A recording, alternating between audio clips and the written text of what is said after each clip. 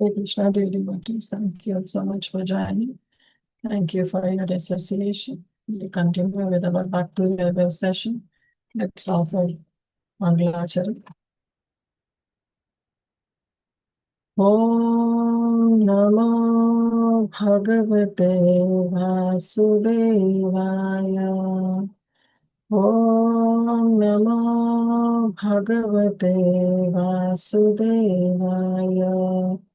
Om Namo Bhagavate Vasudevaya. Narayanam Namaskrityam Naram Chaiva Narottamam Devim Saraswatim Vyasam Tato Jayam Udire Nashtaprayeshu Abhadreshu Nityam Bhagavata Sevaya Bhagavati Uttama Shloke Bhaktir Bhavati Naishtike Krishnaya Vasudevaya Devaki Nandanaya Cha Nandagopakumaraya Govindaya Namo Namaha Namah Pankajanaභaya Namah Pankajamaline Namah Pankajanetraya Namaste Pankajangrihe Om Ajnanatimirandhasya Jnananjanashalakaya Chakshurunmilitam Yena Tasmai Shri Guruve Namaha Shri Chaitanya Manobhishtam Sthapitam Yena Bhutale Swayam Rupa Kadamayam Dadati Svatpadantikam Namah Vishnu Padaya Krishna Prasthaya Bhutale Srimate Bhakti Vedanta Swami Niti Namani Namaste Saraswati Deve Gauravani Pracharya Nirvishesha Shunyavadi Paschata Deshatari Jai Shri Krishna Chaitanya Prabhu Nityananda Shri Advaita Gadadhar Shivasadi Gaur Bhakta Vrinda Hare Krishna Krishna Krishna Hare Hare Hare Rama Rama Rama Hare Hare Vanchakalpatarubhyascha kripa sindhubhaiva cha patitanam pavanebhyo vaishnavebhyo namo namah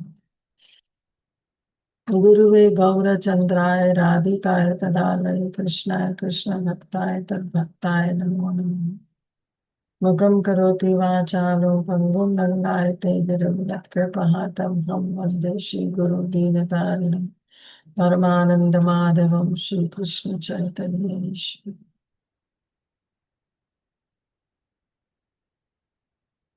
Hari Om Tat Sat. Thank you, dear devotees. Thank you so much once again for your very, very kind association. So we are on the 8th chapter of Srimad Bhagavatam, first canto. And this 8th chapter, we have been reading Kunti Stuti, that is the prayers that has been offered by Kunti Devi. So we saw that how Lord Shri Krishna was going to Dwaraka after the battlefield of Kurukshetra.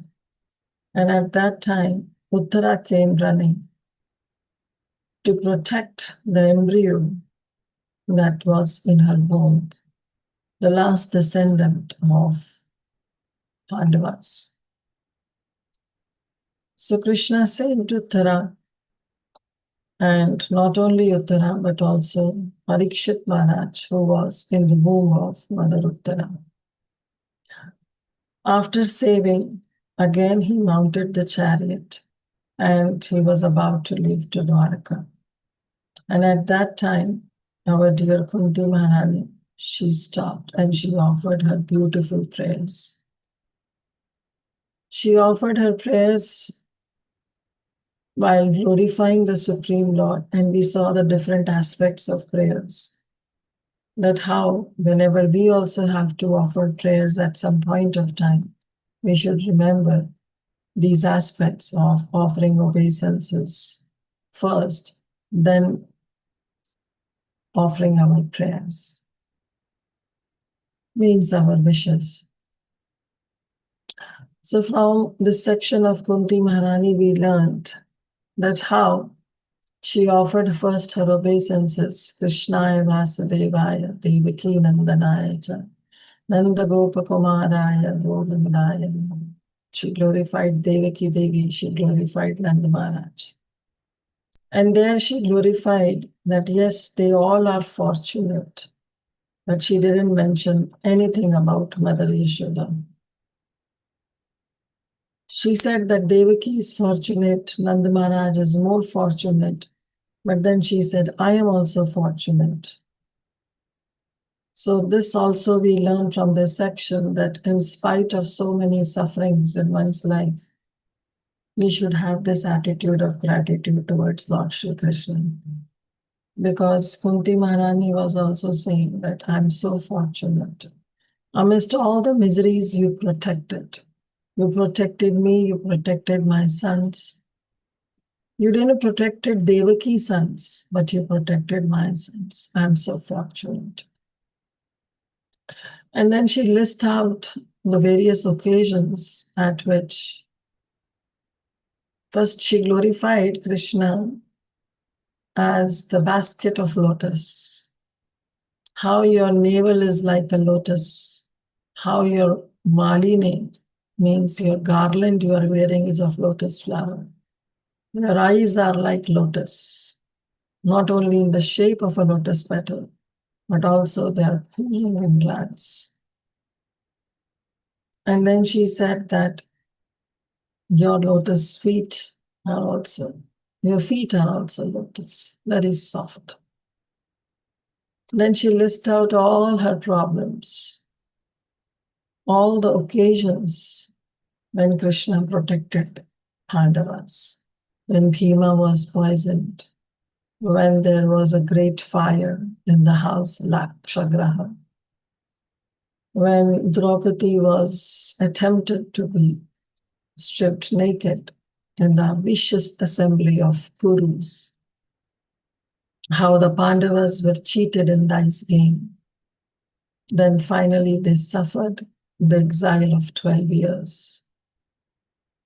Then not only that, she said, you also protected my children from the fierce weapons that were shooted from the other side of the army in the battlefield of Kurukshetra. Then finally she said that you also protected the embryo that was there in the womb of Uttara. So listing out all these calamities, the sufferings that she had in her life, she still offered her gratitude towards Krishna, that you were so kind enough that at every step you protected us. And in that mood, she prayed, Vipadashantu Tat Shastra, Tatra Tatra Jagat. Let there be calamities, so-called calamities, are always welcomed. And Prabhupada said that these calamities are always anityam. That's why they are known as so-called calamities. Here we have to understand that Kunti Maharani was not asking for sufferings because she was very fond of bearing all those sufferings. She was asking for sufferings because she said that these sufferings were giving us the opportunity to see you, to see the Supreme Lord Shri Krishna. And therefore she said that if these calamities are the only price that I have to pay to see you, to remember you, to have darshan of you, then this price is very less. So let there be calamities so that I can see you, remember you all the time. And then she said about the very famous verse, Janmaishwarya Shrihi, Shruta Shrihi, that who can approach the Supreme Lord? She showed her insignificancy, that I'm such an insignificant soul in the woman body. How can I understand you? You are a king Chagochara. You are the property of impoverished. Again, we have to understand that it's not that only Krishna gives his mercy to impoverished. But the point is that none of the opulence in this world can attract the mercy of Krishna. Bhakti tushtati madhava. It's only bhakti that can satisfy the Supreme Lord.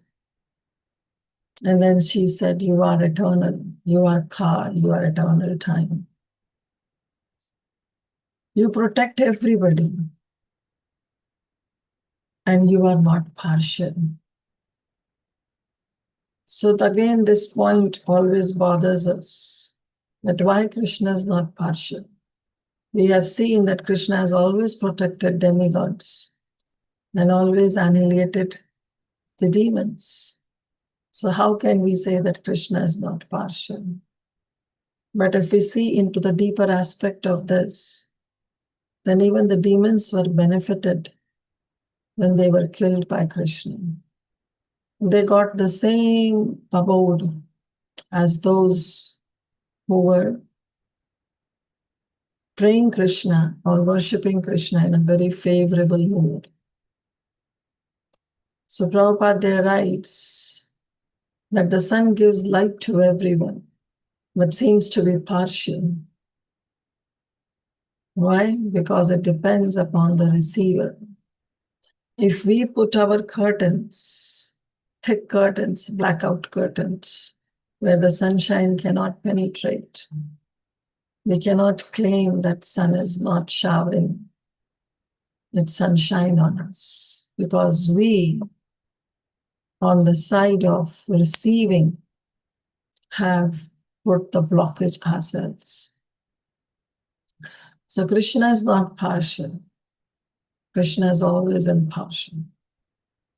But yes, we can say that Krishna is reciprocal. He reciprocates to the prayers of the devotees. In what mood are we praying? Are we the Sakam Bhaktas or we are Bhakti Yogis? And finally, she said that you are unborn, but still you take birth. You take birth from the womb of Mother Devaki as the son of Vasudeva. And not only that, you have appeared in many forms of animals, aquatics, and of course human. So she said that you are unborn, but still you take birth, you appear, and this itself makes me bewildered. So there we stopped. And now we'll continue with our text 31. Let me share my screen. So this is chapter 8, verse 31, where now Kunti Maharani is continuing her prayers. That how everything is bewildering. Your birth, taking birth in different species of life, though you are unborn. And not only that,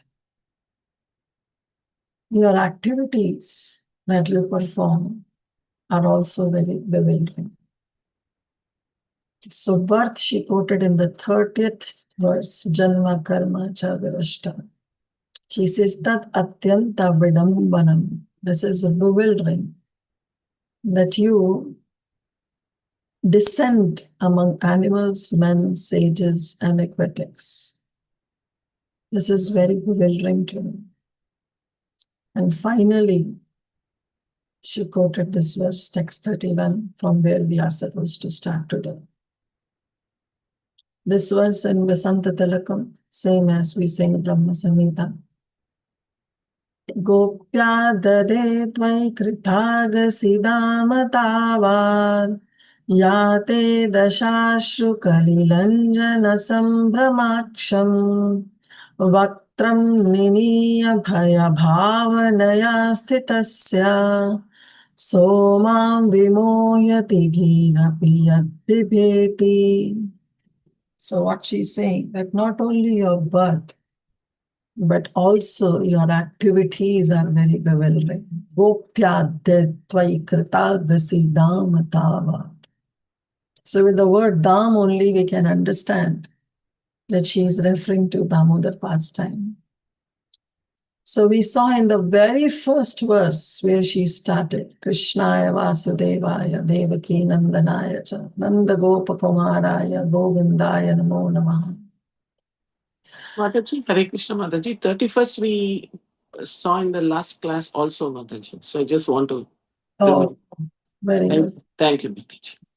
Thank you for telling me. So we'll continue. I'll just be Yes, short. yes, Mataji. I just wanted to tell you the information. Thank We you. love to hear again, Mataji, but I just want to make. Thank you so much. Yeah, so she then glorified Yashoda. And she said, now in this verse, I'll be glorifying Mother Yashoda because she is the most glorious. Why? Because she bound you with the ropes. And at that time, Yate Dashashru Kalilanjana. Your tears were coming from your eyes. And with that, what was happening? You were rubbing your eyes. And while you were rubbing your eyes, Kalilanjana means the kajal, the anjana that was put in your eyes, the ointment. Your tears were washing away those ointment and it was flowing down your cheeks. Vaktram ninya means it was flowing down. Bhaya bhavanaya stitasya. You were situated in a very, very fearful situation. And there she said that actually you were into fear. It was not that Krishna was artificially afraid when Mother Yashoda held a stick in her hand. It was in reality that Krishna was very, very fearful. So mam vimohyati bhirapi yat bibheti. And this thing, this pastime of yours is bewildering me. Vimohyati. Vishesh rupena mohyati. Means in a very special way, it's keeping me into illusion. It is bewildering me that how come yad api yad bibheti. Even the fear personified is fearful of you. And yet, when you were performing this pastime, you were afraid of Mother Yashoda. The stick, because she was running after you with a stick in her hand to bind you with a rope. Though those ropes were the ropes of devotion, the ropes of love. Then continuing, she said this verse, that is text number 32. So from 32 to 34, actually she gives various opinions for the birth of the unborn Lord, that how and why you appeared. केचिद् अहो अजं जातं पुण्यश्लोकस्य कीर्तये यदो प्रियस्या अन्वये मलयस्येव छन्दनम्. So she's saying, Kechid ahur ajam jatam. That you are unborn, you are ajam. You don't take birth. But still you appear. For what? Punya shlokasya kirtaye. Kirtaye means to glorify. The word kirti means to glories, glorious things. Fame. So kirtaye means to glorify. Whom? Punya shlokasya. Punya shlokasya refer to pious kings. Prabhupada writes to the great pious kings. So you appear to glorify the pious kings. And you appeared to glorify yadus, yado priya, those yadus who are very dear to you, anvayaye, because they are part of your family. So she is saying that your appearance in this world, so two things she is mentioning. First is that you are unborn and you are appearing. But for what? The first thing she said is for the glorification of pious kings. And then she says that also because the Yadus are very dear to you. So to please Yadus, to please King Yadu, you appeared in this form, in this world, you descended. And you appear in that family. How? She is giving this analogy. Malyasyeva chandanam. The Malaya hills, they are only chandan trees. They are only trees of sandalwood. So just like the sandalwood appears in the Malaya hills, it's very common. Normally, trees can grow anywhere, but the sandalwood trees specifically grow in Malaya hills. So she says, just like the sandalwood appear in Malaya hills, you also appeared in Yadu dynasty to please King Yadu. So she's giving two reasons. From 34 to 35, she'll give a lot of reasons. But there she gave two reasons. Somebody can read the translation. Some say that unborn is born for the glorification of pious kings, and others say that he is born to please King Yadu, one of your dearest devotees. You appear in his family as sandalwood appears in the Malaya Hills. Thank you, Ishwar. So Prabhupada writes in the purport, because of Lord's appearance in this world is bewildering, there are different opinions about this birth, the birth of the unborn. In Bhagavad Gita, the Lord says that he takes his birth in the material world, although he is the Lord of all creations and he is unborn. So this verse is Ajopi Sannavyatma Bhutanam Ishwaropi San. Krishna says, I am the Ishvara. Ishvara of who? Of all the Bhutana, of all the living entities. Prakritim Swayam Adishtasya. But I appear. I appear in this world how? By the potency of my internal energy. Sambhavami Atmamaya. And I appeared in my Atmamaya, in my own transcendental form. So here also, Prabhupada is saying that he takes his birth in the material world, although he is the Lord of creations, Ishvara Bhutana, and he is unborn. But still he appeared, Sambhavami Atmamaya, with his own original transcendental form, he appears. So there cannot be any denial of the birth of the unborn, because he himself establishes the truth. But still there are many opinions why to take birth. Like in Bhagavad Gita also we say that he appears to reestablish the principle of religion. Paritranaya sadhuna vinashaya cha dushkritam dharma samstapnarthaya sambhavami yuge. To annihilate the miscreants, to protect my devotees, to establish the principles of dharma, I appear. But all these are secondary reasons. This is the mission of the appearance of the unborn. So Prabhupada saying, still it is said that the Lord is there to glorify the pious King Yudhishthira. So there when we say Punya Shlokasya Kirtaya, though Punya Shloka Prabhupada says that it refers to the great pious king, but in purport Prabhupada says that it's actually meant for Yudhishthira Maharaj. And this is not Prabhupada saying, but Vishwanath Chakravarti Thakur in his commentary also mentions that Punya Shlokasya Kirtaya refers to the glory of the pious King Yudhishthira. There are so many kings that have been, Prabhupada writes, that there have been so many kings in the world who were pious. Like he quotes the example of Nala. Lord Krishna certainly wanted to establish the kingdom of the Pandavas for the good of all the world. When there is a pious king ruling, all the people are happy. And when the ruler is impious, like King Vena, which we will be coming and reading in the 4th canto of Srimad Bhagavatam, the people are unhappy. In the most cases, the rulers are impious. Why? Because they are following democracy, which is demons crazy. That's what Prabhupada would always say. So there have been many pious kings, but this Punya Shlokasya refer to Yudhishthir Maharaj, and Prabhupada says about Maharaj Nala. So we know that how Maharaj Nala was a great pious king.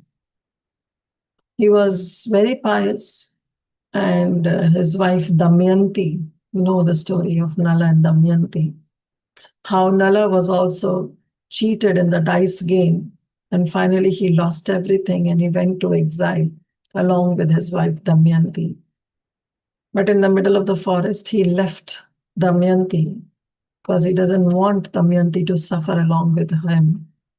He wished that Damayanti can go back, and with that intention, he left Damayanti.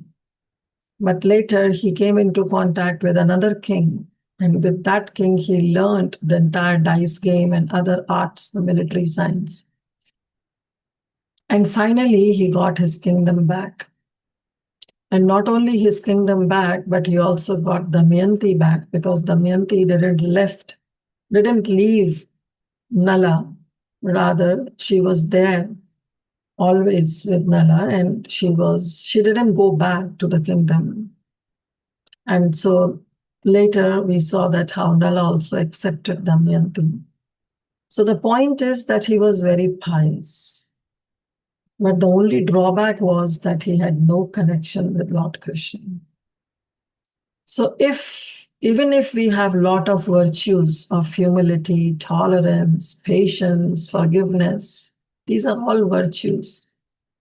But if it is not connected with the Supreme Lord, if we have no bhakti towards the Supreme Lord, all these virtues become the so-called virtues of this world. These will help us to be a good citizen, but they will not help us to become a good devotee. So we have to understand that how the main aim of human form of life is not to just be a good human or a good citizen. Of course, we have to be. Because Prabhupada says that before becoming a devotee, become a human.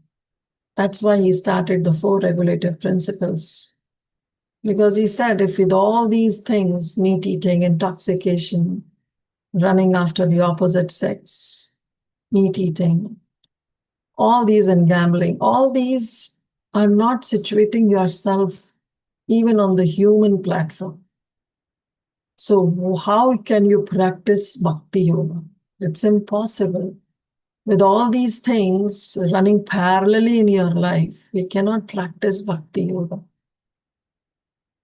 So therefore, Prabhupada says, at least come to the human platform where you at least come to the sattva platform, to the mode of goodness, where you give up all these bad habits.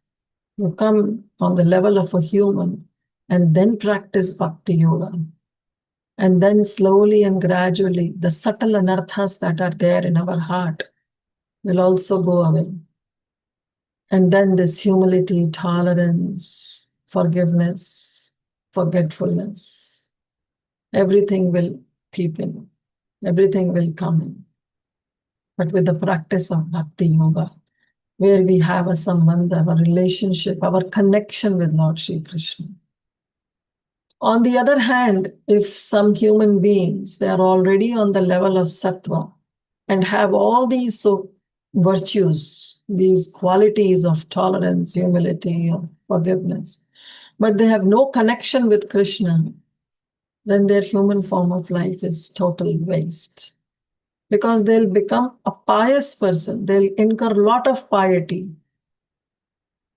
But with piety, what? They will earn a lot of credits. And to use those credits, again, they have to come back.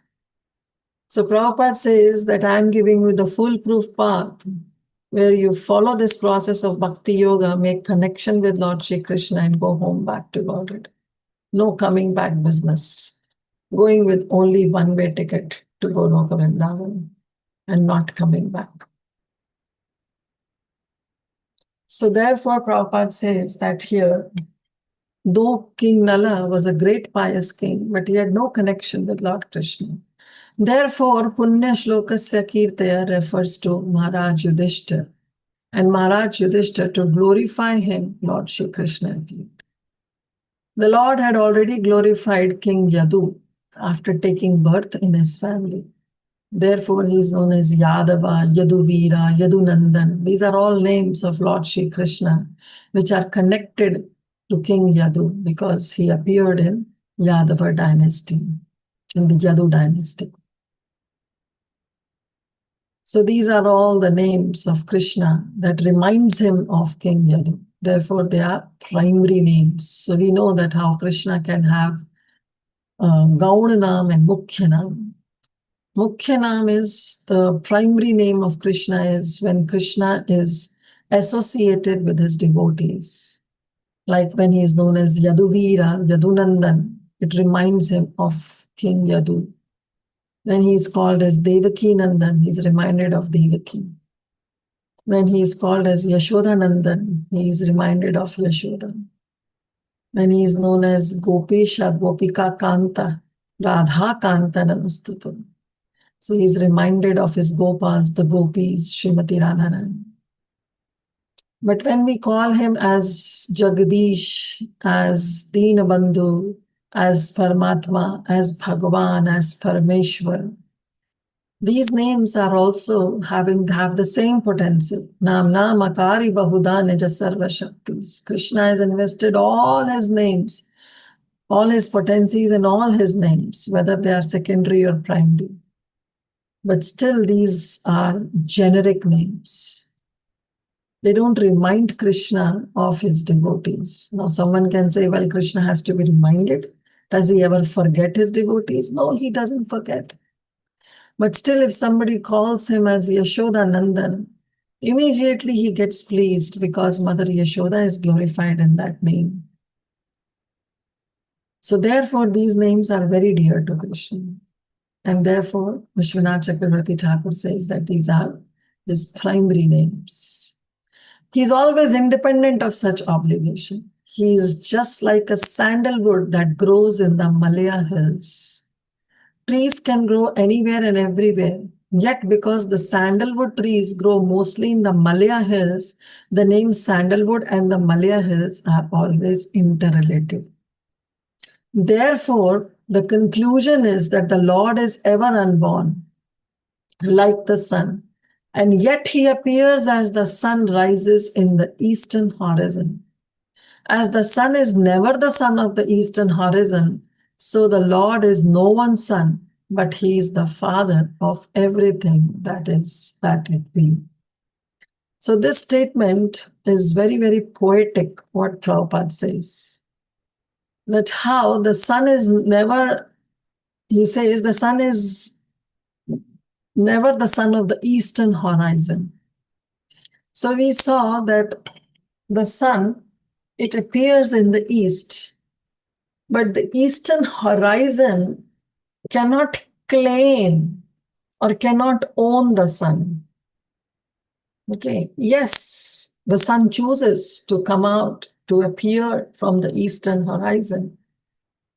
But still the sun exists independently. And east is simply a direction from which we perceive the sun to rise. So the eastern horizon cannot say that I own the sun. Sun does not belong to the east. It's just the mere the earth's rotation that the sun appears from the east. Similarly, the Lord is nobody's son. He appears in Yadu dynasty to glorify King Yadu. He takes birth from the womb of Mother Devaki, from the womb of Mother Kaushalya, from the womb of Mother Yashoda to glorify them. But he is not truly born like ordinary human beings. He appeared. Janma karma chame divyam. His janma, his karma, they all are transcendental. He's not bound by material laws. So he is the father of everything that be. See, Prabhupada is writing that he is the father of everything that be. Because Krishna says, Sarva Yonishu Kaunta, Aham Bijam Pradapida.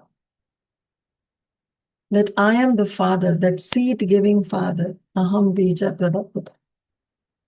So even though he appears as someone's child, still he is unborn. He is unborn, he is eternal, and he is the original being. So Malaya hills can claim that they are always filled with sandalwood trees, but nobody can claim Krishna. He is Swarat, he is independent. So two reasons were given by Kunti Maharani in this verse. That he came to glorify Yudhishthir Maharaj and he came to glorify King Yudh. Yes, Praladananda, you raised your hand. You want to add something?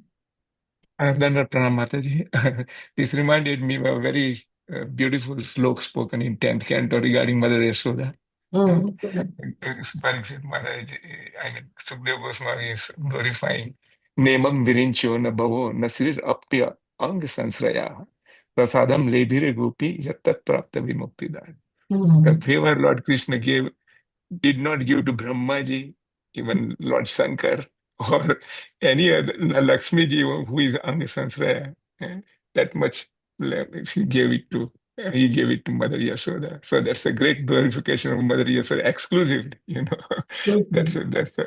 That's why I thought of sharing that. Thank you, Mata Hari. Thank you so much, Prabhuji, for quoting this. Yes, Shiva, Virinchi, they are bereft of such kind of intimate relationship with Krishna that the Vrajvasis had, that Mother Yashoda had. Thank you. Text 33. Apare Vasudevasya Devakyam Yachito Bhagav Ajastvam Asya Shemaya Vadhaya Cha Suradvisham. So somebody can read the translation. Others say that since both Vasudeva and Devaki prayed for you, you have taken your birth as their son. Undoubtedly, you are unborn, yet you take your birth for their welfare and to kill those who are envious of the demigods. Hare Krishna. Thank you, Sanam. Suradvisham. Those who are the envious of whom? Suras. Who are Suras? The demigods. So he appeared because Vasudeva and Devaki prayed for you. So now she is giving another reason. That you appeared because Vasudeva Maharaj and Devaki Maharani, they prayed for you to have a son like you. Yet you have taken their birth as their son. You are unborn, yet you take birth. Again, another reason for the welfare and to kill those who are envious of demigods. Mridayanti, Indrari Vyakulam, Mridayanti Yuge.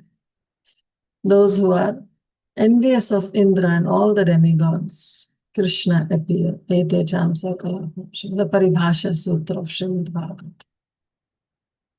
Prabhupada writes in the purport that it is also said that Vasudeva and Devaki in their previous lives as Sutapa and Prishni underwent a severe type of penance to get Lord as their son. And as a result of such austerities, the Lord appeared as their son. It is already declared in Bhagavad Gita that the Lord appears for the welfare of all the people of the world to vanquish the asuras or the materialistic atheists. Text 34. So 4 reasons now she gave. 5th reason. Bharavantarananye bhovo nava ivo dadhu sidantya bhuri bharena jato hi atma bhuvartitha. Somebody can read the translation.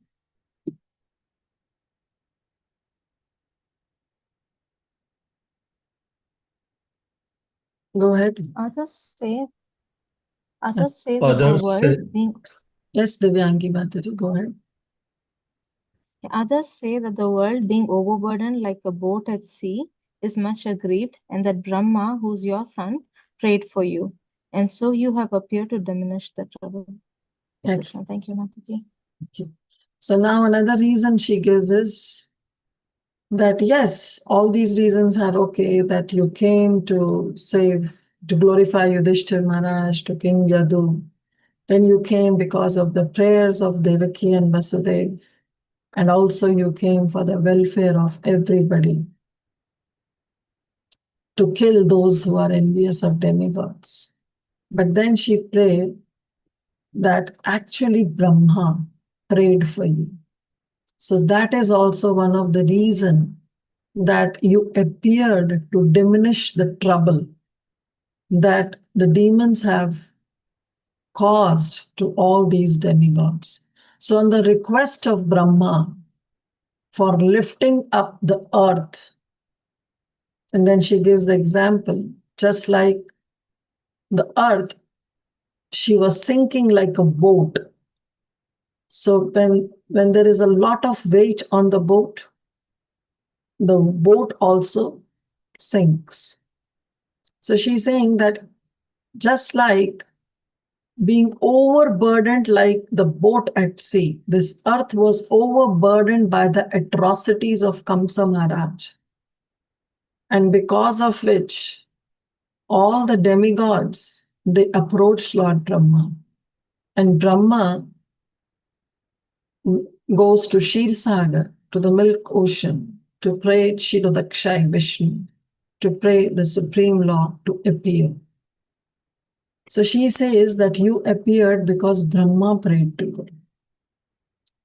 Prabhupada explains this in a very detailed purport, that how Brahma is the first living being born just after the creation and is the direct son of Narayan.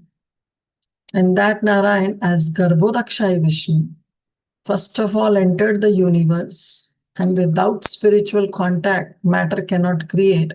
And this principle was followed.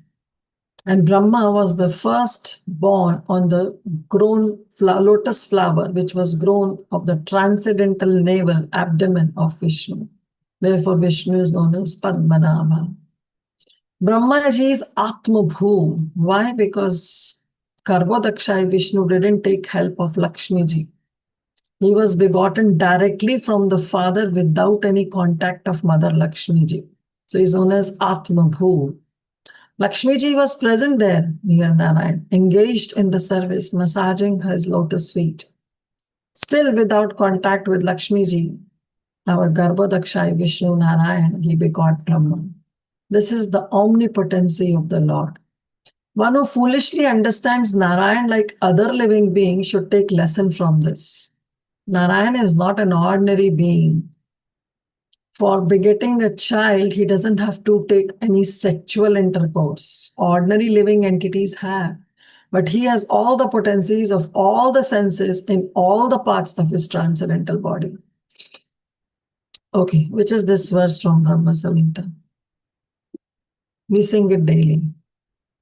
Ganiyasya saklendra vritti vanti pashyanti panti kalyanti chidam jaganti ananda chinmaya sadujjvala vigrahasya govindam adi purusham pranaham. Excellent. Thank you, Divyangi Mataji. He has all the potencies of all the senses. He doesn't have to need eyes to see. He doesn't need to have mouth to eat. He can eat from his eyes. He can see from his ears. That is the omnipotency of the Supreme Lord. Narayan, being omnipotent, is not bound to any condition of energy. And Brahma is therefore directly the son of father and was not put into the womb of a mother. And therefore he is known as Atmabhu. And that Brahma, what happens when there is some chaos in the world? Then that same Brahma goes to a transcendental platform as Shvetadvip, to the abode of Kshirodakshay Vishnu, the Paramatma feature of the Supreme Lord, and offer his Purusha Shukta prayers. And because all the demigods, they approach Brahma. And if Brahma is not able to solve, he consults and prays to Kshirodakshay Vishnu. Such a problem also arose when Kamsa was ruling over earth, and earth was overburdened by the misdeeds of these asuras. And therefore, she was as if the boat which is sinking because of the weight that the boat is carrying.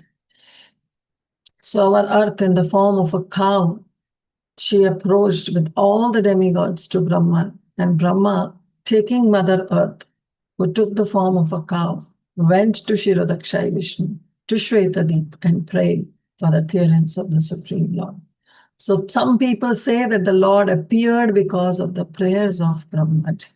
So this is another reason that our Kunti Maharani is giving. So first reason she gives, to glorify the pious kings like Yudhishthira, Punya Shlokasya Kirta, and you should remember this. Second reason she gives is to please his devotee, dear devotee, that is King Yadu. Third reason she gives, in answer to the prayers of Vasudeva and Devaki, that you appeared. And then you appeared Asya Shemaya, to protect the world, for the welfare of the world, and to kill the demons. And now the last reason that she gave is that in response to Brahma prayers to relieve the overburdened earth, you appear in this world. So all these are secondary reasons, but now she will say the mukhya karan, the main reason why you appear, the real reason for the Lord's appearance, and that is text 35. Yes, Tulsi Gopi Mataji, you raised your hand. Mataji, I was wondering, did Kamsa, like, was Brahmaji not able to kill Kamsa? Is that why, like, did he have some wounds? Is that why at that time? Yeah, Kamsa was destined to be killed by Krishna. Okay. And he was very, very, what I should say, like, he terrified the entire planet. So even Brahmaji was also bewildered at how to handle such a demon.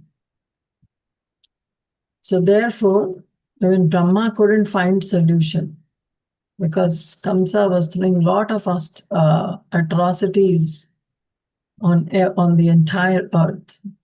So even Brahma, even Ugrasen Maharaj, his own father, was also imprisoned by Kamsa.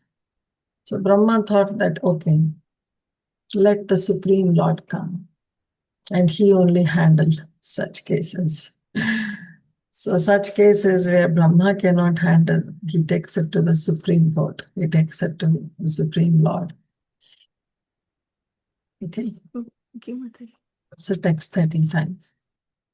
Bhavesmin klishyamananam avidya kama karmabhi shravana smaranharani karishyan iti kechana. Others, kechana. She is just not giving her opinion, but she's giving the opinion of all the people, that they say this, that you are unborn, still you appeared, and they give many reasons. But then she says the best reason, the real purpose of Krishna's appearance, very beautifully and very deep subject matter is explained in these 4 lines, where she says, Bhavesmin Klishyamananam, you appear to give some solace to those who are in this bhavasagar, in this material world. And what are they doing? Klishyamanana. They are simply suffering. They are suffering. Why they are suffering? It's not because of the Lord that they are suffering. It's not because of you, Krishna, that all the people in this bhavasagar, in this samsara, they are suffering. Klishyamanana. No, they are not suffering because of you, Krishna. But they are suffering for what? Avidya kama karma bhi. They are suffering because of avidya, that is ignorance. Ignorance of what? Ignorance of Krishna's supremacy. Ignorance of Krishna being the supreme controller, proprietor, and master. And considering that Jiva is considering himself to be the most perfect controller and proprietor. And in this avidya, because he's having this avidya, what happens? He develops kama. The jiva develops desire to enjoy separately from Krishna. Krishna bhuliyara jiva bhogavancha kar. So now he is having this bhogavancha.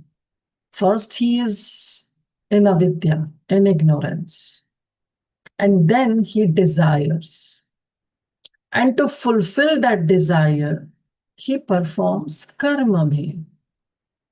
So in Bhakti Shastri sessions also, when we are undergoing, and all those you all have completed, that's why you are in this course, we saw the reasons, the various meanings of the word karma. Karma can refer to any activity. Karma can refer to fruitive activity. Karma can refer to the reaction of our activity, reaction of our action. And karma can also refer to the chain of action and reaction. Okay. But depending upon the context, Krishna uses this word karma in this entire section of Bhagavad Gita. So here Kunti Maharani is also saying avidya kama karma bhi. So here karma, she is referring to fruitive activity. Means when we do some action, but we expect some return out of it. And why we are doing this? Because we have developed kama. We have developed the desire to enjoy separately from Krishna. And why we have got this desire? Because we are in avidya. We are in ignorance. And because we are ignorance, which is the root cause of our klishyamanana, which is the root cause of our suffering. Where suffering? Suffering in bhavasmin, in this bhavasagar, in this material creation. So in these two lines, practically, she has spoken the essence of the state of the jiva who is in this material world. We all conditioned souls. We are here because of our own karma, our own deeds, because we want to enjoy separately. So it's not Krishna's fault. It's our fault.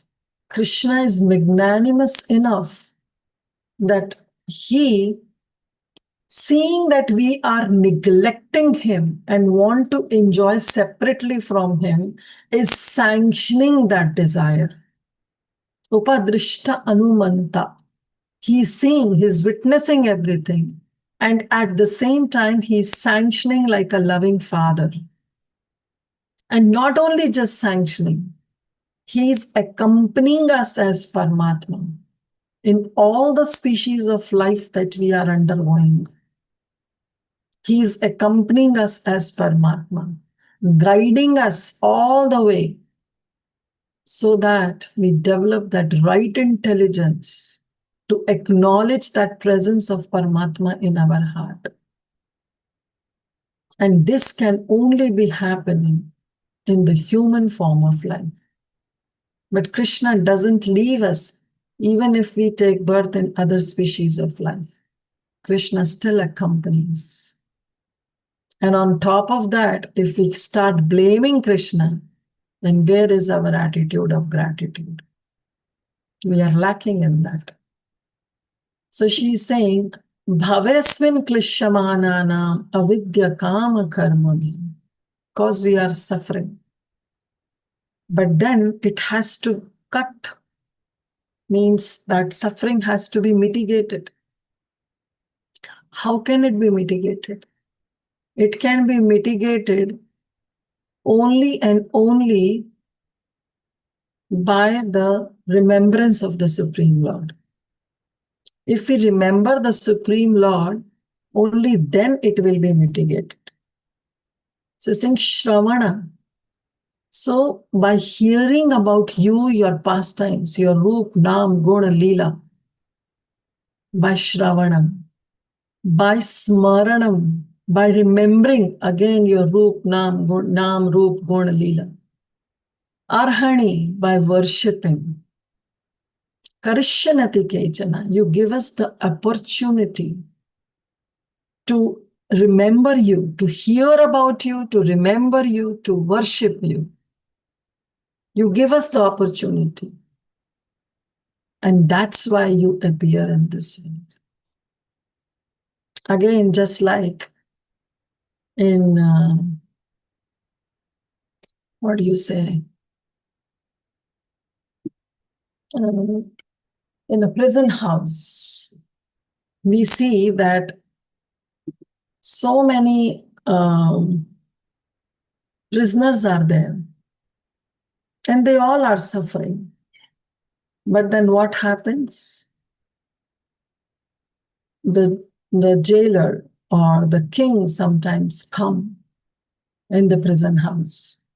So when the king comes in the prison house, the king is not bound by the stringent laws of nature, by the laws of that prison house. The king is not bound by the laws, but he comes so that he can supervise and witness everything. But here our Krishna comes in this samsara so that when he performs his pastimes, we jivas who are in this avidya, who are in ignorance, we get the opportunity to hear about him, like we all are here in Srimad Bhagavatam session. We are getting the opportunity to hear about Krishna, his devotees, his pastimes, his leelas. And when we hear, then what happens? That smaranam develops. We start remembering and worshipping him. Karishyan adhikechana. And then we perform all these activities and we liberate ourselves from this dukkha, klishamananam. Tulsidas ji in his Ramayana, he says, Bari mathe grit hoi baru, sikta te baru the, bin hari bhajan na bhavatare, yeh siddhant ape. So what he's saying that to get out of avidya, to get out of so-called suffering in this material world, the only possible way is to Hari Bhajan. Bari mathe घृत होई. He's saying that जल को मथने से घी उत्पन्न हो सकता है. Means if you churn water, you may get clarified butter. You may get ghee. Is it possible? You keep on churning butter, will you ever get, you keep on churning water, not butter. Can you ever get ghee? No, if you churn butter, you may get ghee, but if you churn water, you cannot get ghee. Similarly, balu means the pieces of simple wood. If you keep on churning that, will you ever get oil? But he says that yes. Tulsidas ji says yes. This impossible can become possible.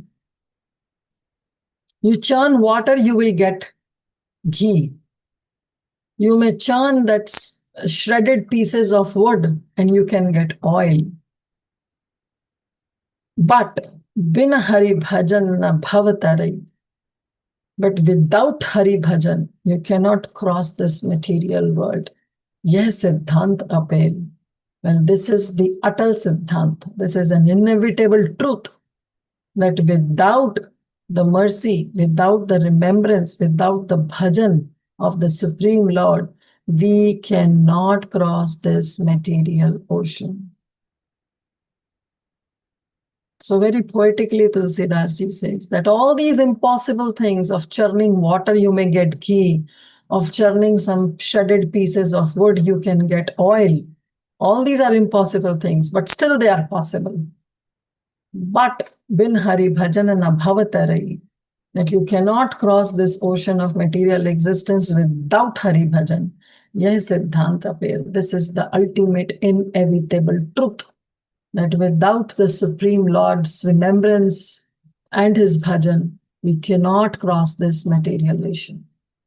Daiviyesha gunamayi mama maya duratya mameva hi prapadyante mayam etam tarante. And that's what our Kunti Maharani is saying.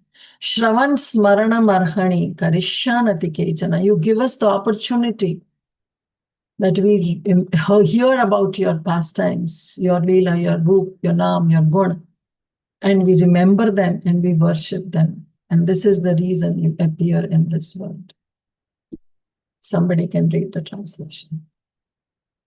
And yet others say that you appear to regenerate the devotional service of hearing, remembering, worshipping, and so on, in order that the conditioned soul suffering from material pangs might take advantage and gain liberation.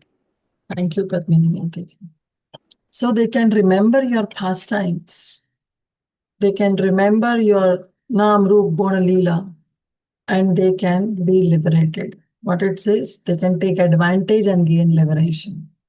But Vishwanath Chakravarti Thakur comments on this. He questions this, that just to get liberation, we do this Smarana Shravana? No.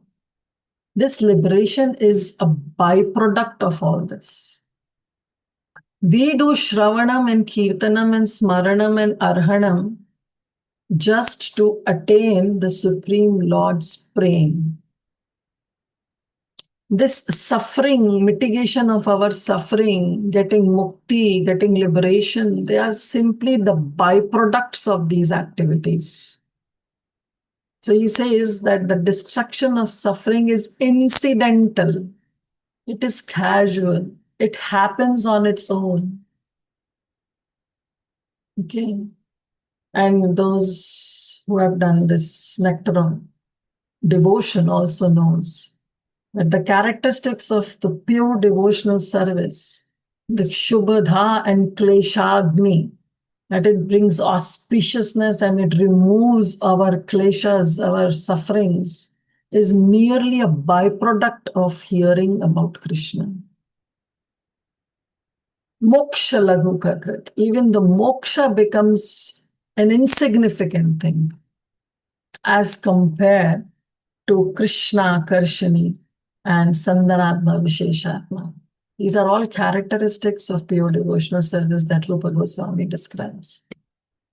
So Vishwanath Chakravarti Thakur very beautiful says that yes, the conditioned soul's sufferings from material pangs might take advantage and gain liberation. But that is not the real cause of hearing about Krishna. That is simply a byproduct. In the Srimad Bhagavad Gita, the Lord asserts that he appears in every millennium just to reestablish again, yada yada hi dharmas, paritranaya sadhana.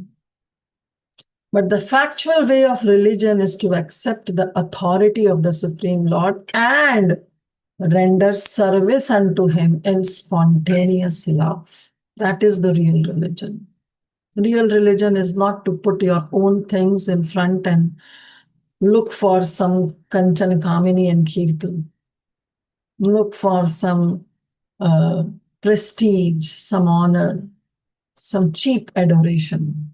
But the real religion is to render service unto the Supreme Lord. How?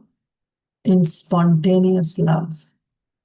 A living being cannot help but render service because he is constitutionally made for that purpose. Jive Swarup Hoy Nityara Krishna Das. That is our identity. The only function of the living being is to render service to the Lord. Therefore, the duty of living entity is to serve him only. Time and again, Prabhupada is repeating. Unfortunately, but what is happening? We are in avidya. And then we desire some kama. And what kama is the biggest kama that binds us in this world is sex life. And then we become entangled. So unless one is a boundary of this nuisance, one cannot be freed from the threefold miseries of material law. That is the law of nature. But the Lord, however, out of his causeless mercy, this is his causeless mercy, without hetu, without any cause, because he is more merciful to the suffering living beings than they can expect. We feel that the Supreme Lord feels happy when we suffer. But that's not the truth. The Supreme Lord actually cries when the devotee suffers. But the devotee is suffering because of their own karma bhi, and that's why the Supreme Lord cannot intervene.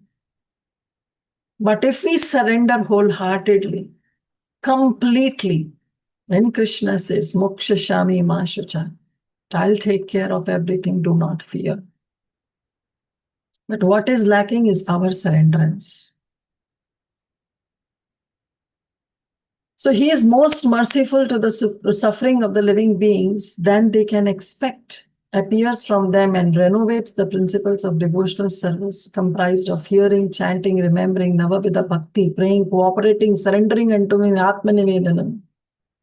Adoption of all these above mentioned items or any one of them can help a conditioned soul get out of the tangle of nescience and thus become liberated from the material sufferings created by the living beings illusioned by the external energy. Nikatasthe Maya Chapatiya Dhara. Krishna Bhulya Rajiva Bhogavancha Kare Nikatasthe Maya Chapatiya. When this avidya, we try to develop desire to enjoy separately from Krishna, then same external energy that she does the thankless job, she captures us and binds us in this world. And she facilitates all our desire by giving us the body, the gross body and subtle body. This particular type of mercy, what type of mercy? Is to give the opportunity for the living entities to hear and remember Krishna, has been bestowed upon all of us in the form of Lord Sri Chaitanya Mahaprabhu. So it's because of Lord Sri Chaitanya Mahaprabhu that we are today in this world, be able to glorify the Supreme Lord, is to be able to hear about the Supreme Lord. It's been explained that today when we got this Vrindavan Dham, where we always hanker to go, and Rupa Goswami also establishes this point in Nectar of Instruction, Tishthe Vrajam, that you should stay in Vraj you should stay in a holy place. But what makes that place holy is the presence of sadhus. And Lord Chaitanya Mahaprabhu was the one who sent all the Goswamis. Start from Rupa Goswami, Sanatan Goswami, Bhatta Raghunath Goswami, Gopal Bhatt Goswami, to Raghunath Goswami, Raghunath Das Goswami, Raghunath Bhatta Goswami, and finally Jiva Goswami. He sent all these Goswamis to Vrindavan to excavate the lost places and to establish the glory of Krishna. So what Vraj we see today, it's only because of the mercy of Lord Chaitanya Mahaprabhu.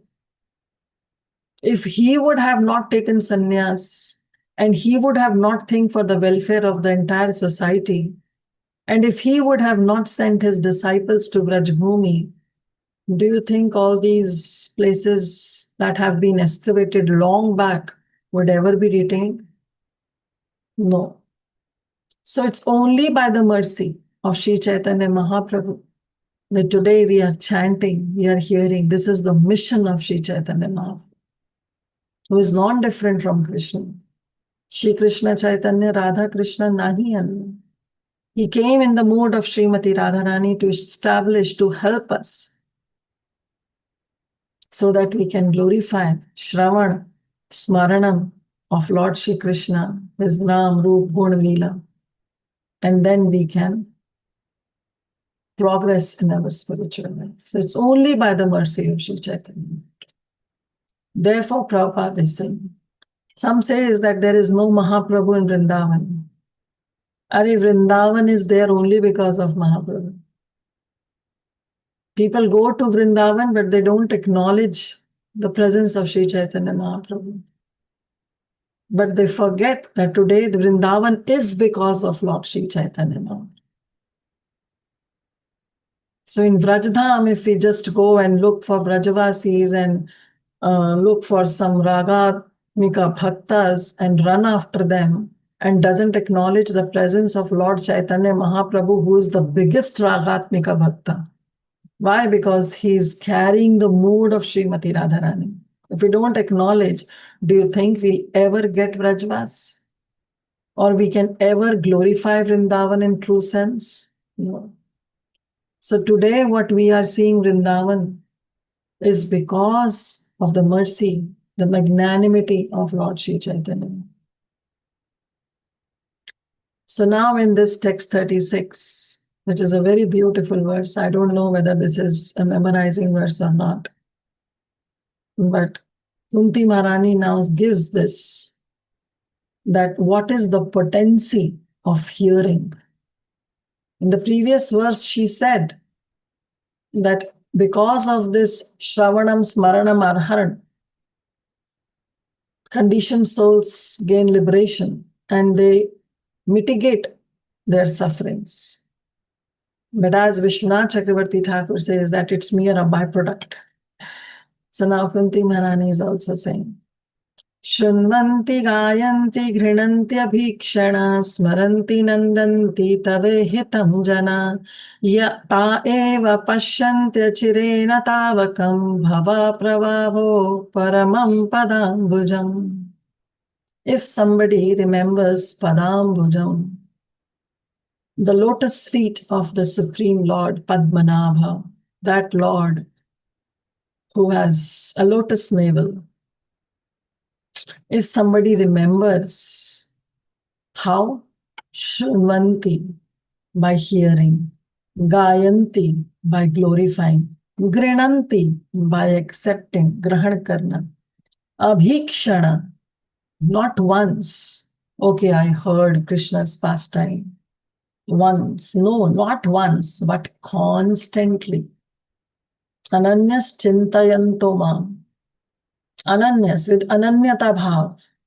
If somebody continuously hear, sings and accept the glories of the Supreme Lord and then remembers smaranti, because the good Shravan, the good listening will lead to good Kirtan. And good Shravanam and Kirtanam will lead to good Smaranam. So, and then what happens when we have a good Shravanam, we have a good Kirtanam, we have the good acceptance, we have the good remembrance, then what we do? Do we keep it to ourselves? Then we are called misers. We are not Bhajananandis. Gaudiya Vaishnava's principle is not to become Bhajananandi, but we are Goshtanandis. We do Goshti. We assemble together. For what? To glorify the Supreme Lord. Smaranti anandanti. Nandanti means we take pleasure. Take pleasure in what? Tavehitam jana, when we discuss these activities with others, when we give this knowledge to others, when we glorify Krishna in the association of others. So these are all the aspects of devotional service. You hear, you chant, you do kirtanam, you accept, imbibe in your own life, not just hear it from one ear and goes out from the another ear. But we hear wholeheartedly, start imbibing in our life. Whatever we have heard, whatever we have learned from our seniors, whatever we got these instructions from Bhagavad Gita and Srimad Bhagavatam, we try to imbibe in our life. We try to purify ourselves. We try to transform ourselves. And then we remember. We remember the pastimes of the Supreme Lord. We develop this smaranam. And then we take pleasure in distributing this. We don't want to keep it to ourselves. We want to distribute. In the assembly of others, we want to discuss. That's why it says association. Time and again, Srimad Bhagavatam establishes this. That association of like-minded devotees, where we can discuss Krishna Katha. This is what is devotional service. This is the devotional process. Then she says, Ta eva, one who performs all these, pashyanti, sees, achirena. Achirena means quickly. Chirkal tak. Chirena means for a very, very long time. Achirena means not long time, but quickly. Thavakam, one sees you. And then bhava pravaharopamam. Then in this bhava, in this world, in this existence, the pravaha of going and coming means taking birth and then death, and again taking birth and then death. This wave that is going on in this samsara, it stops. Oparamanam means it stops, means our cycle of birth and death is finished. When we do all these process of devotional service. And it doesn't take long time. It's achirena. Very quickly, we'll see the lotus feet of the Supreme Lord, and we will be out of this cycle of birth and death. Now again, this is not an exaggeration. It is true because it is spoken by the pure devotee of Krishna, Kunti Maharani, who is not just saying whimsically, but out of experience she said. It is out of her own personal experience. That is known as experiential learning.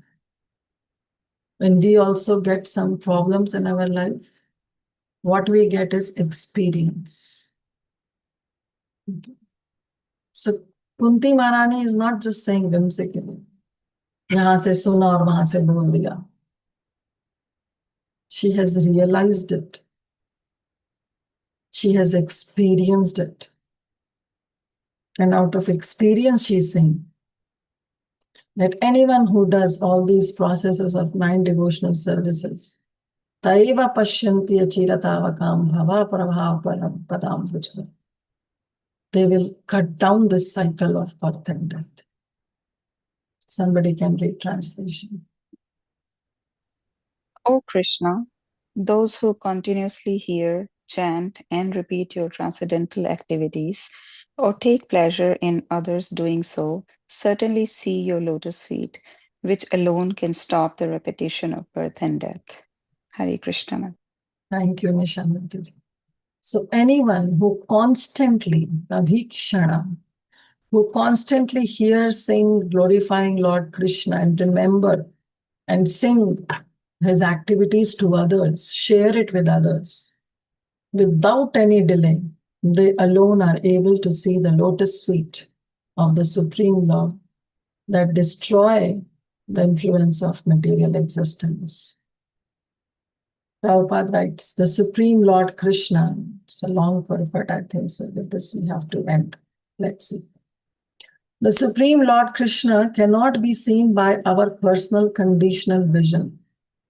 If our own effort, if we try to see the Supreme Lord, can ever it be possible? No. Narad Muni, the classic example, what we have already studied, tried so hard when he came as a son of a maidservant. He went north after getting Diksha from all those Bhakti Vedantas, and he meditated on the Supreme Lord. It's only by the mercy of the Supreme Lord that he got a glance, a glimpse of the Supreme Lord. But that image immediately went off. And then Narad Muni was bewildered and he was very, very disturbed. But I want to see again. Oh Lord, please appear one more time. But no, the Lord said no. So the Supreme Lord cannot be seen by our present conditional vision. And if we try on our own, we can never see the Supreme Lord. It's only by His mercy. If He wants to show His form, He will show us. In order to see Him, one has to change his present vision by developing a different condition of life full of spontaneous love of God. Premanjana churita bhakti vilochanena. We have to wear the ointment of prema if we really want to see the Supreme Lord. Otherwise, what is the purpose of seeing the Supreme Lord? Prabhupada says there were so many people like Ravan, Hiranyakashipu, Kamsa, Jarasan, Shishupal. They saw the Supreme Lord, but were they able to appreciate the presence of the Supreme Lord? They were still envious of the Supreme Lord. So what is the use of seeing the Supreme Lord in that mood? They were unable to appreciate the presence of the Lord. Therefore, even though the Lord may be present before our eyes, it is not possible to see Him unless we have the necessary vision. So seeing doesn't mean just seeing the Supreme Lord face to face. Seeing means seeing the hand of the Supreme Lord in every circumstances we undergo. That is the real seeing. When we are sick, people advise us, go and see a doctor. What does it mean to go and see a doctor? Just to go to his clinic and see the doctor and come back? No. To see a doctor means let the doctor examine you thoroughly. Let the doctor come to the conclusion that what is the disease we are suffering from. That is what is to go and see a doctor. Means let the doctor examine us thoroughly. Similarly, seeing the Supreme Lord is not just by seeing Him, but to understand, to experience, to feel the presence of the Supreme Lord in all our circumstances, in all our situations. That is the real seeing. The Pandavas see the Supreme Lord in every situation. When Draupadi was assaulted in that Kuru Sabha, Krishna was not there, but she could feel the presence of Krishna by calling Govinda Damodara Madhaveti. Oh Govinda, oh Dwarkadhish, please come and protect me. And Krishna came. So that is what is real seeing. And Prabhupada says the necessary qualification to get this necessary vision is developed by the process of devotional service only. Beginning with hearing from the right sources. Avaishnava Mukharva. We should not hear from Avaishnava. It is just like the milk that has been touched by a serpent. Milk is very pure, very nourishing. But the same milk, when it is touched by the serpent, it becomes poison. Similarly, the pastimes of the Supreme Lord, they are very pure, very nourishing to the heart and the soul of a living entity. But still, when we hear from the mouth of a Vaishnava, it is just like the milk that has been touched by a serpent. So we should be very careful, very, very careful. Whom are we lending our ears to? Because this is a very special organ. Our process of devotional service starts with this. Though Rupa Goswami says, Sevan Mukha hi Jivha Adau. It starts with Jivha. But still, if Shravanam is not there, then the Jivha, the tongue, will also not be able to perform the service. The service of chanting Krishna's name and the service of tasting Krishna Prasadam. So our ears are a very important organ. Whom are we lending to? Whom are we hearing to? Makes a lot of difference. That's why I say that yes, these classes are okay. We are together. We are discussing Krishna Katha.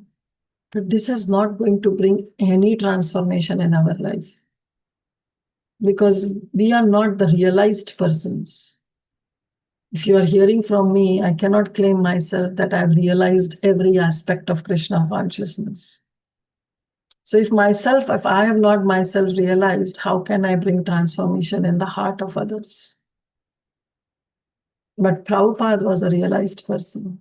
Our Guru Vargas are realized. So if we hear from them, that's going to bring immense transformation in our life. If we hear from our Shiksha Gurus, Diksha Gurus, if we hear from Srila Prabhupada, well, that's going to bring the real shift in our consciousness, which is needed to see the Supreme Lord, to experience the hand of the Supreme Lord. So we should hear from the right sources. The Bhagavad Gita is one of the popular literature which are generally heard, chanted, repeated, etc. by the people in general. But in spite of such hearing, etc., sometimes it is experienced that the performer of such devotional service does not see the Lord face to face. Even after understanding so many instructions of Bhagavad Gita, still when reversals comes in our life, we say, why me, Krishna? That means we are not able to see the Supreme Lord. We are not able to see the hand of the Supreme Lord. So knowing 700 verses by heart of Bhagavad Gita doesn't help much. Rather, imbibing one verse of Bhagavad Gita in our heart, in our life, can bring immense transformation in our life. The reason is that the first item, Shravanam, is very important. If hearing from the right sources, it acts very quickly. Shabda Prama. Generally, people hear from unauthorized persons, and such an unauthorized person may be very learned by some academic qualifications, but they do not follow the principles of devotional service. So hearing from them becomes a sheer waste of time. Shrama eva hi kevalam. Sometimes the texts are interpreted fashionably to suit their own purposes. Therefore, first one should select a competent and a bona fide speaker and hear from them. When the hearing process is perfect and complete, the other process becomes automatically perfect in their own way. So our hearing should be complete. Shunvatam swakatha krishnam punya shravanam kirtanam hridayantha bhadrani vidhanoti surat satam. If we hear rightly, Nashtaprayeshu Bhadreshu Nityam Bhagavata Sevaya Bhagavati Uttama Shlokir Bhaktir Bhavati Naishtaki. If we hear Shunvatam Swakatha Krishna, if we hear from a bona fide sources, then what kind of transformation it brings? The devotee develop an urge to hear more and more. Hridayantastu bhadrani means all the inauspiciousness will go and auspiciousness will be established. And how this inauspiciousness goes away? Just by hearing Krishna Katha. Vidhanoti surit satam, because Krishna himself sits in the heart, saroruham, in the heart, in the lotus heart of the devotee, and he himself cleanses. He does the cleaning process. Vidhanoti, Vishesh Rupena, in a very special way, he does the cleaning process by which all the anarthas, all the inauspiciousness goes away. And Nashtaprayeshu Bhadreshu.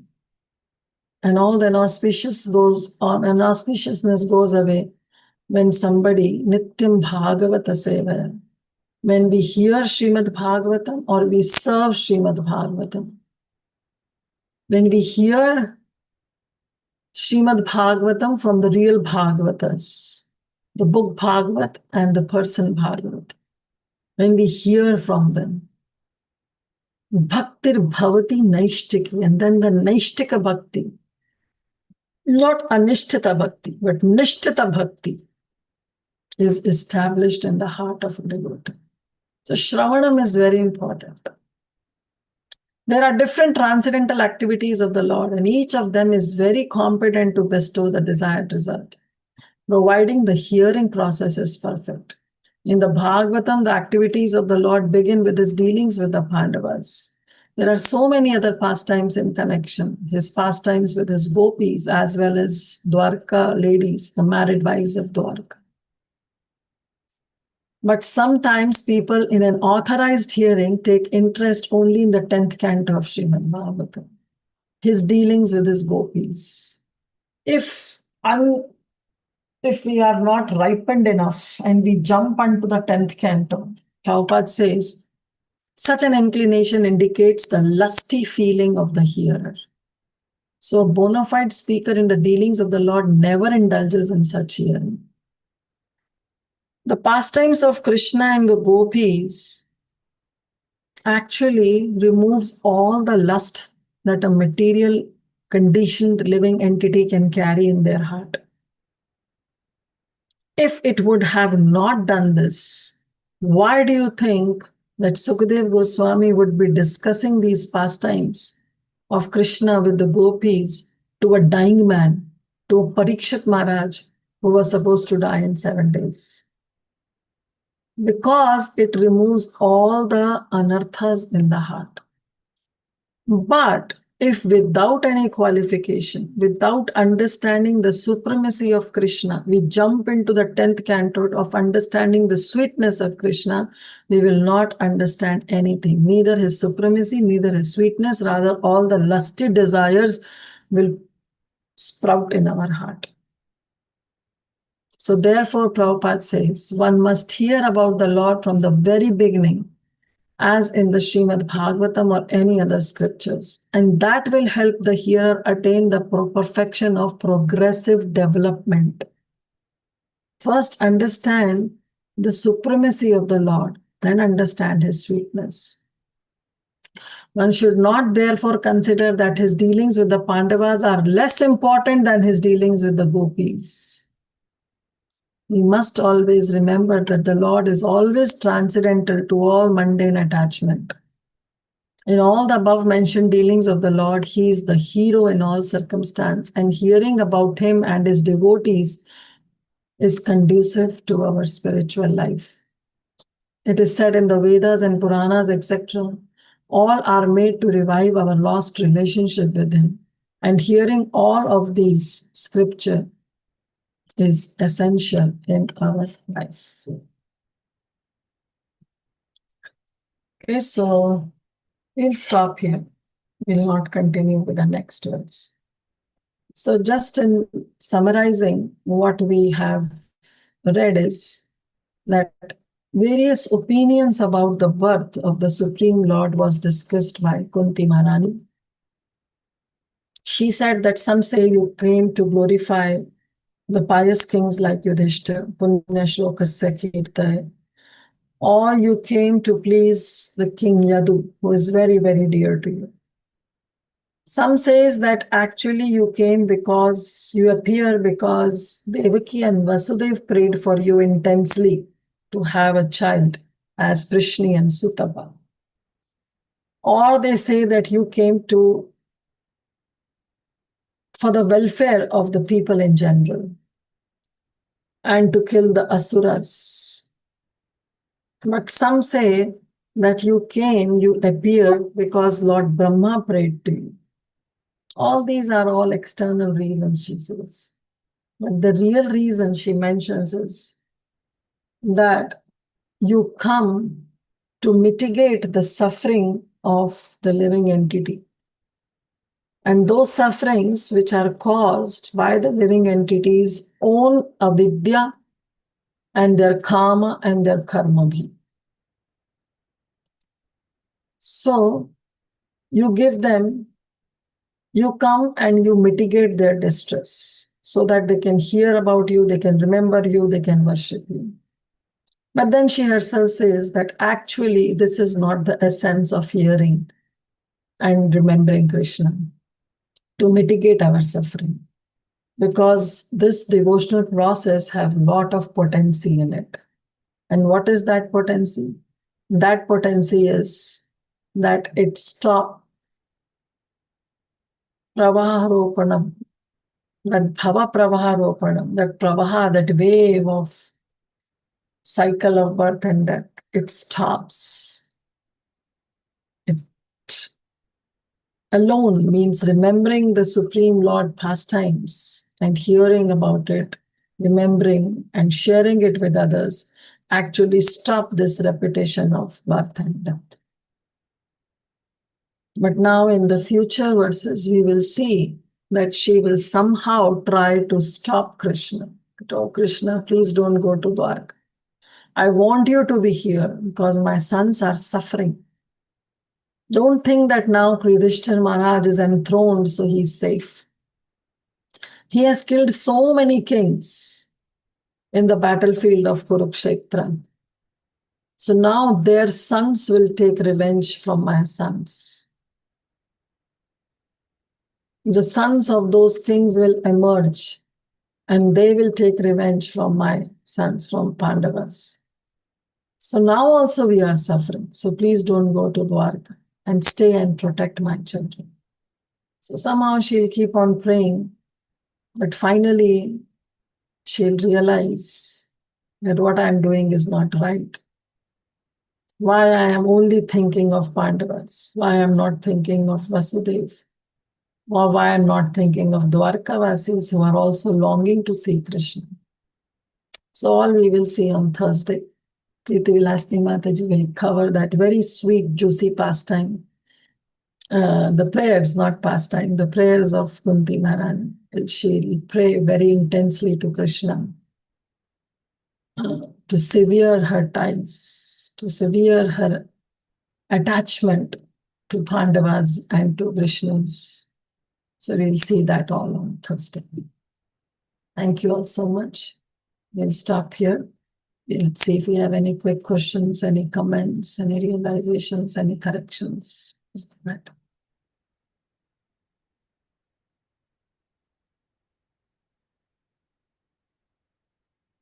Okay, all clear, nothing. Then thank you once again.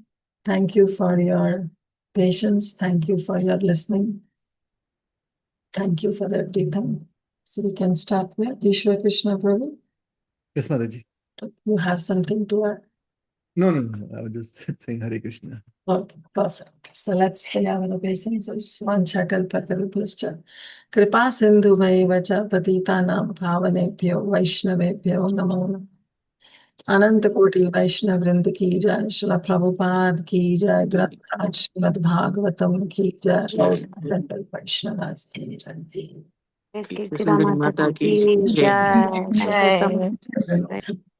Hare Hare Krishna Mataji. Thank you. Hare Krishna Mataji. Thank you. Hare Krishna. Thank you, Mataji.